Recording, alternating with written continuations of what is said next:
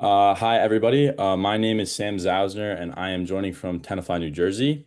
And with the help of my mentor, JP, I conducted my project on AI as a defender or threat, navigating cybersecurity in the healthcare industry. So I chose this topic because healthcare cybersecurity goes further than just protecting data. It's about protecting lives. And a cyber attack on a hospital can delay care, cancel surgeries, and put patients at serious risk. Now, AI adds an entirely new layer, so it can strengthen defenses and make attacks more dangerous. My project talks about how AI is shaping both sides of this fight. Healthcare is one of the most vulnerable industries. So, hospitals rely on highly interconnected systems like billing, electronic health records, imaging, and even pharmacies. Everything is tied together digitally. So patient data is extremely valuable. On the black market, stolen health records are worth more than credit card numbers because they contain lifelong medical and financial details. These attacks cause more than just financial loss. They delay care and put lives at risk. And that's why healthcare has become a prime target. So during my research, I conducted a case study on Change Healthcare. And one of the most devastating examples happened in 2024 when a group named ALPHV, otherwise known as Black Cat, launched a ransomware attack on Change Healthcare, which was a company that processes insurance claims nationwide. And claim processing across the US came to a halt. Pharmacies were not able to verify prescriptions, hospitals couldn't bill insurers, and providers had no idea when or if they would even be reimbursed. 190 million people were impacted, and a $22 million ransom was paid, but the total fallout to date has now exceeded $3.09 billion. So this included billions in emergency loans to providers and nearly a billion in business disruption. And this one event shows how it only takes one cyber attack to damage both healthcare delivery and the economy simultaneously. Another case study I looked into was in 2021 when Ireland's National Health Service executive was hit by the Conti ransomware. And the attackers gained access through a phishing email, which I'll touch on more later, which quietly infiltrated the systems over 8 weeks and then deployed ransomware across their entire network. So thousands of appointments were canceled, cancer treatments were delayed, and sensitive patient records were exposed. The financial toll of this exceeded 100 million euros, but the human cost was far greater. Patients were left waiting for urgent care, and doctors were forced to work without access to important records. So, as we know, AI is making attacks smarter and faster and harder to detect. But what are the ways that it's doing so in the offensive side? So, first, phishing emails, which is probably the most notable, which is what people think about when they think of AI and cyber attacks. When AI written messages now look professional and mistake-free, they can trick staff much easier. Second is deepfakes, where attackers are using AI-generated voices to impersonate doctors, hospital staff, or even US officials, which was something that was confirmed by the FBI this year. Third, we have adaptive malware, which are AI-driven code that can evolve inside of a system and then learn how to bypass antivirus software. And finally, AI is now allowing attackers to scan for vulnerabilities at a scale that humans could never achieve. So, like tens of thousands of scans per second, which makes even the less skilled hackers are able to now launch highly damaging attacks with off-the-shelf AI tools. But AI isn't just a weapon, it's also one of the strongest shields that we have.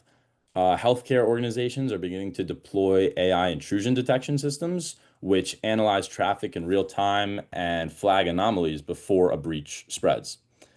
AI can automate patching, firewall monitoring, and compliance checks, which are super critical in hospitals that have limited IT staff.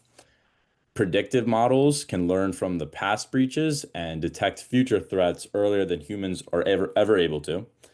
For example, optimized AI models in intensive care unit settings have already reduced 86% of false alarms, allowing staff to focus on real threats. So AI is both offensive and defensive, but the outcome depends on how it's used. So there's one main problem that is faced now, and the challenge is that not all healthcare institutions can afford these advanced defenses. So large hospital systems may have the budget for cutting-edge AI security, but smaller clinics and third-party processors often don't.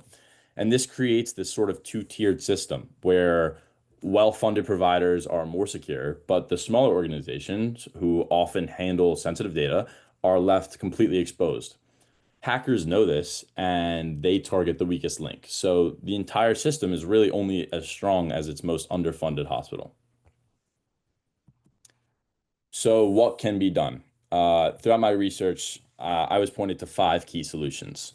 The first being AI defense. So hospitals and insurers have to adopt AI-driven intrusion detection, like anomaly detection and behavioral analytics to flag unusual logins or data transfers, and then contain those threats before they spread.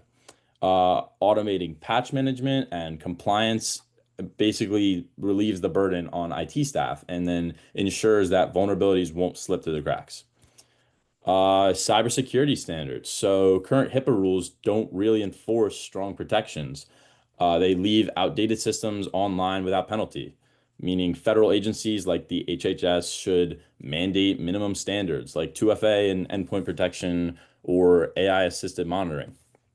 Hospitals using AI should be required to audit and report model performance to prevent reliance on faulty or like manipulated systems.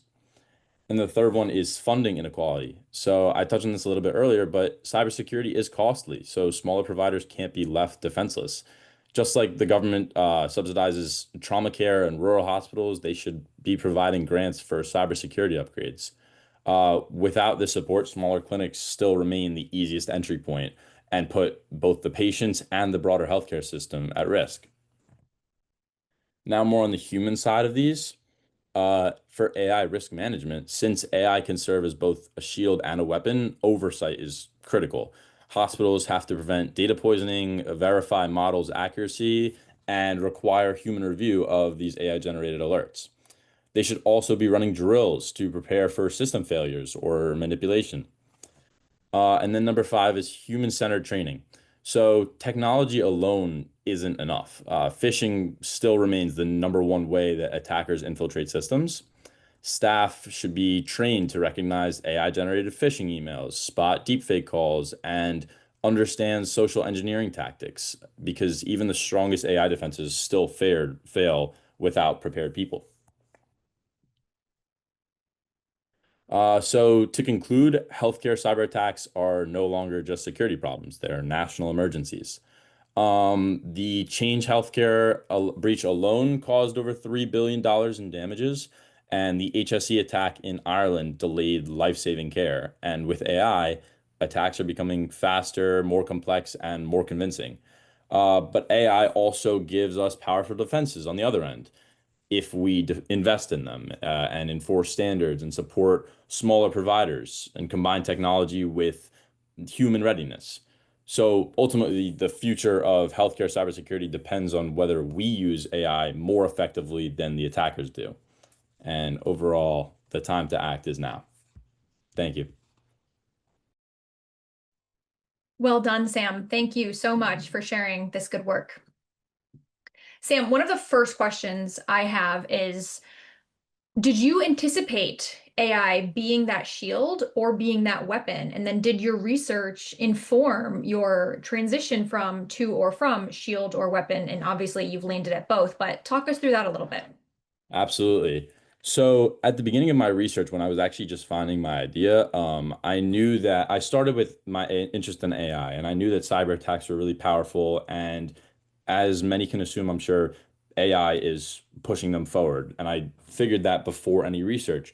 But I think that at the beginning, I didn't really realize how powerful AI as a defense mechanism can be, where humans would spend months and months spotting random anomalies from cyber attacks that AI can now scan completely.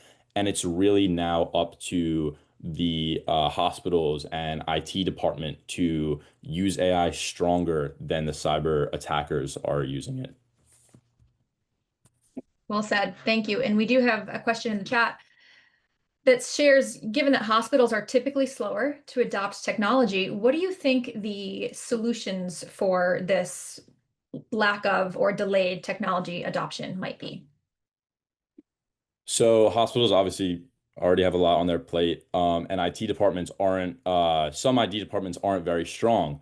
So my honest answer would be it's up to the outside people that are interested in cybersecurity, the people that are even people that work for the government and intentionally hack them so that they can identify flaws. Those people should be the ones that are doing research and trying to protect the healthcare industry because we know it's one of the most, if not the most vulnerable industry to cyber attacks with the completely interconnected through this digital world now. And then they should be providing it for the hospitals.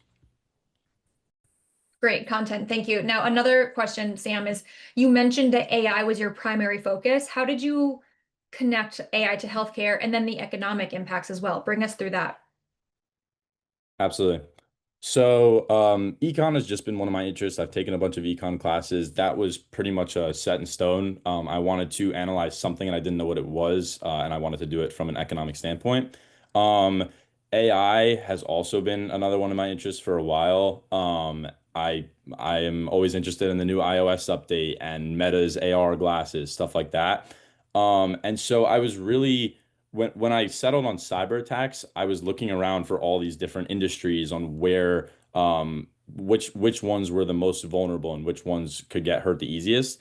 And when I found the statistic that said that the healthcare industry, healthcare patient records are more important to cyber attackers than credit card numbers, I was beyond shocked. And that was the thing that really drove me to decide on healthcare and see the economic impact on cyber attacks on that. And you've enlightened all of us on this, Sam. I, for one, did not know that that was the sort of highest ticket dollar item on the cyber attack menu. So I really appreciate you sharing this research with all of us. Thank you for teaching us something today, and well done, Sam. Thank Thank you. you.